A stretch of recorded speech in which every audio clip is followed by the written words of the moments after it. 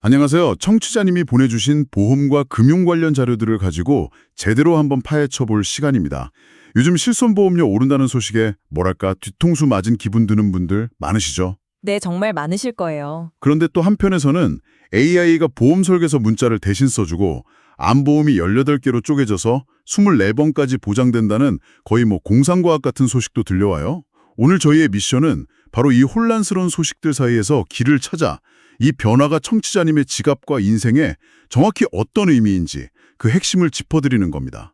준비되셨나요? 네, 오늘 자료들을 보니까 크게 세 가지 흐름이 보이더라고요. 세 가지요. 어떤 것들인가요? 첫 번째는 역시 모두의 관심사죠. 실손보험료 인상. 이 숫자의 함정 뒤에 숨은 진실이고요. 아, 그거 정말 궁금합니다. 두 번째는 보험의 개념 자체가 바뀌고 있다는 증거들.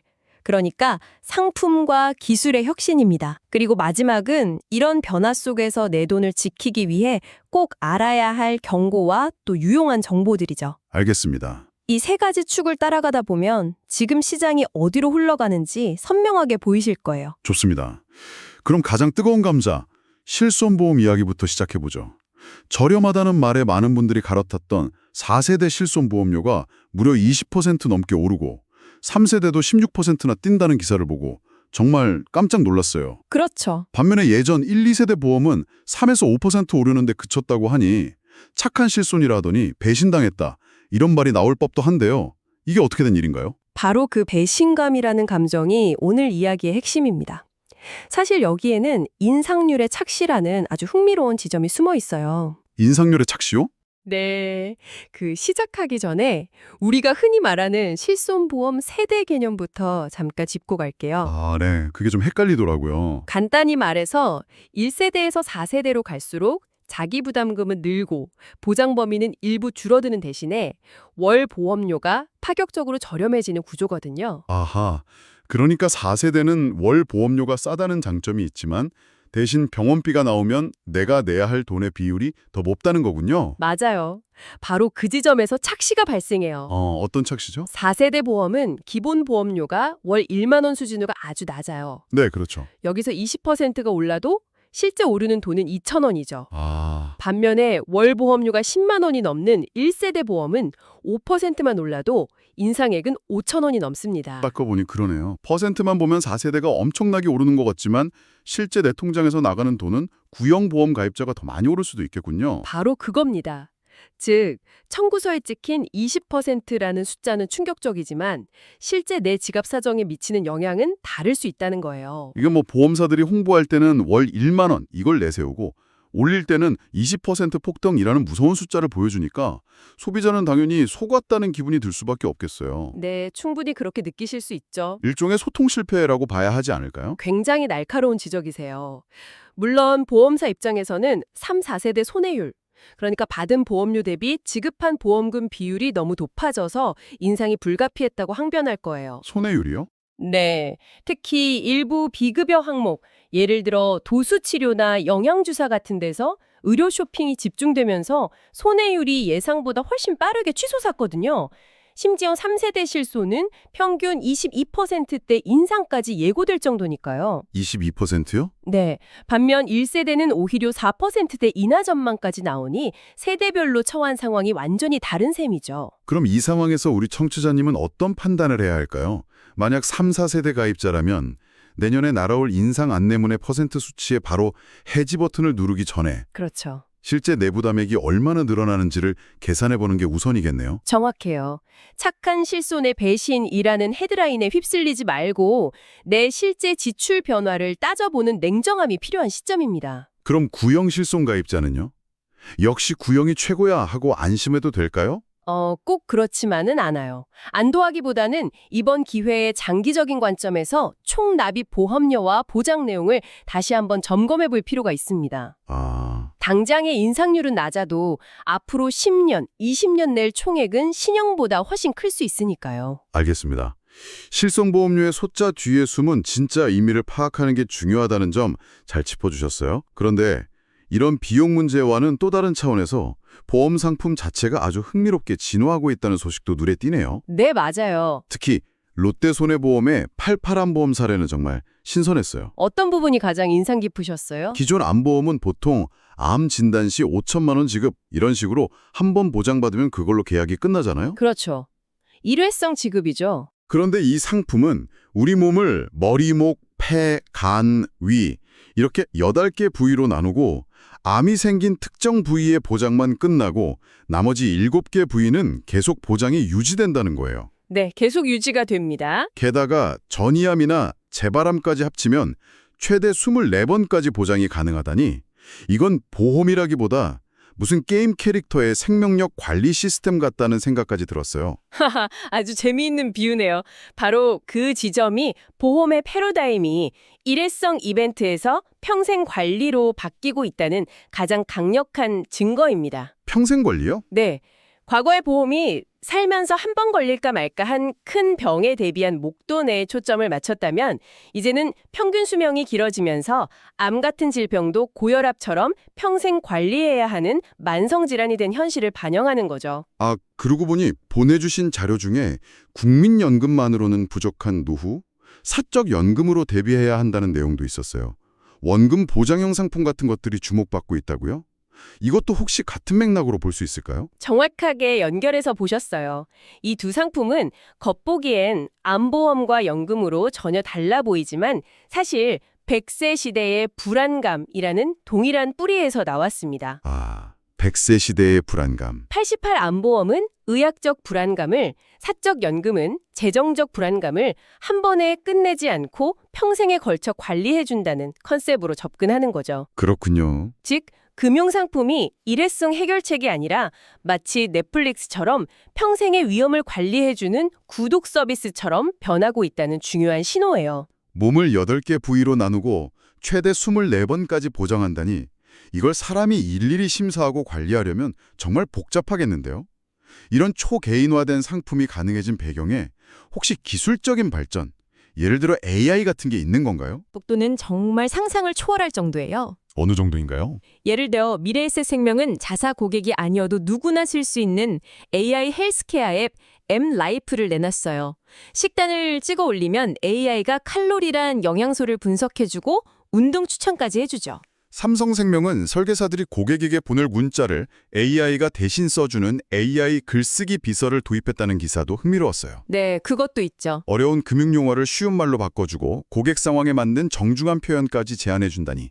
제 담당 설계사님도 가끔 명절에 안부 문자를 보내주시는데 이제 그게 AI가 쓴 건지 의심부터 하게 되겠네요. 하하, 충분히 그럴 수 있죠. DB손해보험은 한 발 더 나아가서 한국말이 서툰 외국인 고객을 위한 실시간 AI 통역 서비스까지 시작했어요. 아, 정말요? 네, 언어 장벽 때문에 보험 상담을 망설였던 분들에게는 정말 획기적인 서비스가 될 거예요.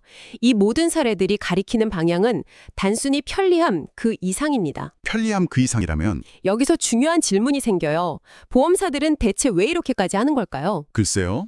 단순히 고객을 편하게 해주려는 서비스는 아닌 것 같다는 생각이 드네요. 이렇게까지 하는 걸 보면 혹시 보험사들이 미래에는 병원이나 헬스케어 기업과 경쟁하려는 큰 그림을 그리고 있는 건가요? 예, 그게 바로 핵심입니다. 이건 서비스를 개선하는 차원을 넘어 고객의 데이터를 선점하고 고객의 일상에 더 깊이 관여하려는 거대한 전략이에요. 데이터를 선점한다? 무료 건강관리 팁을 주면서 당신의 건강 데이터를 얻고 잠재 고객으로 확보하는 거죠. AI로 설계사의 업무를 효율화해서 더 많은 고객과 더 자주, 더 깊은 관계를 만들려는 거고요. 즉, 보험이 아플 때만 찾는 금융상품을 넘어 매일 당신의 삶을 관리하는 생활관리 플랫폼으로 변신을 꾀하고 있는 겁니다. 와, 이제 보험의 경쟁 상대가 다른 보험사가 아니라 카카오나 네이버 같은 플랫폼 기업이 될 수도 있겠네요. 정말 큰 변화의 흐름이 느껴집니다. 자, 그럼 이제 시선을 돌려서 좀 더 실용적인 이야기로 넘어가 보죠. 청취자님의 돈을 지키는 방법부터 돈을 더 현명하게 쓰는 법, 그리고 돈을 불릴 기회에 대한 소식까지 3가지 단신을 빠르게 짚어보겠습니다. 네, 첫 번째는 경고입니다. 최근 대출을 미끼로 보험 가입을 강요하는 불법 꺾기 영업이 기승을 부리고 있다는 소식이에요. 꺾기라면 예전에 은행에서 대출해주면서 억지로 적금이나 펀드를 가입시키던 그 불법 행위 말씀이시죠? 맞습니다. 그런데 이게 요즘은 어떻게 변형된 건가요? 요즘은 대출 컨설팅 업체들이 중간에 끼어들어서 더 교묘해졌어요. 급전이 필요한 서민들에게 정부 정책 자금을 저금리로 연결해주겠다고 접근한 뒤에 수수료 명목으로 월 납입금이 수십만 원에 달하는 고액종신보험 가입을 강요하는 식이에요. 정말 악질적이네요. 대출이 급한 사람의 절박한 심리를 악용하는 거죠. 이건 명백히 금융소비자보호법 위반 소지가 큰 행위입니다. 정책 자금처럼 공적인 이름을 내걸면 더 믿기 쉬운데 만약 청취자님이 이런 전화를 받으신다면 어떻게 대처해야 할까요? 세상에 조건 없는 저금리 대출 알선은 없다. 이 문장만 기억하시면 됩니다. 아, 그게 핵심이군요. 대출 상담을 하는데 특정 보험 상품 가입을 조건으로 내건다면 그 즉시 사기임을 직감하고 상담을 중단하셔야 해요. 그리고 바로 금융감독원이나 경찰에 신고하는 것이 가장 확실한 방법입니다. 네, 꼭 기억해둬야겠습니다. 그럼 두 번째 소식은 돈을 현명하게 쓰는 법에 대한 정보네요. 자동차 구매를 고려하는 분들께 아주 유용한 소식인데요. 네. 현대차 그룹의 21개 차종이 미국 고속도로 안전보험협회 평가에서 최고 등급을 받았다고요? 맞아요. IHS는 세계에서 가장 까다로운 자동차 안전성 평가 기관 중 하나로 유명한데 현대차, 기아, 제네시스 브랜드의 주력 차종들이 대거 최고 등급인 톱 세이프티 픽 플러스를 받은 거예요. TSP 플러스요? 네, 이건 글로벌 완성차 그룹 중에서 가장 많은 숫자라고 합니다. 이게 그냥 우리 차 튼튼해요 하고 상 받은 것 이상의 의미가 있을 것 같은데요. 소비자 입장에서는 어떤 점을 주목해야 할까요? 물론 가장 중요한 건 탑승자의 안전이죠. 그렇죠. 하지만 이건 자동차 보험료와도 직결될 수 있는 문제예요. 사고 시 수리비가 적게 들고 탑승자가 덜 다치는 차는 보험사 입장에서 손해율이 낮은 착한 차거든요. 아, 그렇겠네요. 장기적으로 해당 차종의 보험료 책정에 긍정적인 영향을 줄 수 있죠. 차를 고를 때 디자인이나 연비뿐만 아니라 이런 객관적인 안전도 평가를 꼭 확인하는 습관이 중요한 이유입니다. 마지막은 돈을 불릴 기회와 관련된 소식이군요. 투자를 하시는 분들이라면 흥미로워할 만한 내용인데요. 체외 진단 기업인 나노엔텍의 주가가 최근 급등했다는 뉴스입니다. 네, 여기에는 두 가지 배경이 있어요.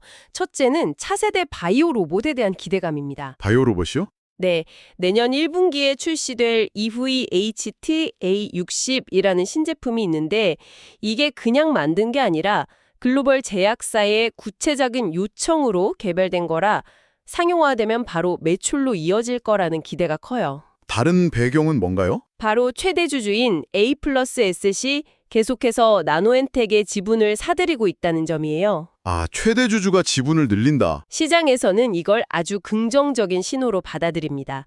회사를 가장 잘하는 최대 주주가 자기 돈을 더 투자한다는 건 그만큼 회사의 성장 가능성을 확신하고 책임 경영을 하겠다는 강력한 의지로 해석되기 때문이죠. 그렇군요. 물론 주가 급등 소식은 언제나 신중하게 접근해야 합니다. 다만 이런 배경이 있었다는 정도로 참고하시면 투자 판단에 도움이 될 거예요. 자, 오늘 정말 많은 이야기를 나눴네요. 한번 정리해보면 이렇습니다. 실손보험료는 인상률이라는 퍼센트 숫자 너머에 있는 실제 인상 금액을 봐야 한다는 것. 네, 그게 중요하죠. 그리고 암보험부터 연금까지 이제 보험 상품들은 우리의 길어진 인생을 지속적으로 관리해주는 파트너로 진화하고 있다는 점. 맞습니다. 그 거대한 변화의 중심에는 바로 AI와 데이터가 있고요. 결국 이 모든 변화의 파도 속에서 길을 잃지 않는 현명한 소비자가 되는 것이 무엇보다 중요해 보입니다. 맞아요. 그래서 마지막으로 청취자님께 생각해 볼 만한 질문 하나를 던지면서 마무리하고 싶어요. 어떤 질문이죠? 오늘 이야기한 것처럼 이제 보험사들은 건강관리 앱이나 맞춤형 상품을 통해 당신의 삶의 파트너가 되려고 합니다. 그 과정에서 당신의 건강정보, 생활 습관 같은 아주 사적인 데이터를 점점 더 많이 요구하게 될 겁니다. 매일 10,000보 이상 걸으면 보험료를 할인해 드릴게요 같은 제안들이 이미 현실이 되고 있죠. 바로 그거죠. 앞으로는 당신의 유전 정보를 제공하면 미래에 발병할 수 있는 질병을 예측하고 그에 맞는 보험을 설계해 드릴게요 같은 제안까지 나오게 될 거예요. 자, 그랬다면 한번 생각해 보시죠. 당신은 더 저렴한 보험료와 더 개인화된 서비스를 위해 당신의 가장 사적인 정보를 어디까지 공유할 수 있으신가요? 그 편리함과 사생활의 경계, 앞으로 우리 모두가 계속해서 고민해야 할 아주 중요한 문제가 될 겁니다.